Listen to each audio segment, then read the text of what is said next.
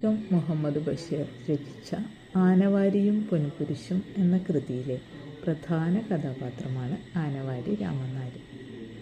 ഗ്രാമത്തിലെ എല്ലാവർക്കും പരിചിതനും അല്പം വിചിത്ര സ്വഭാവക്കാരനുമായ വ്യക്തിയാണ്.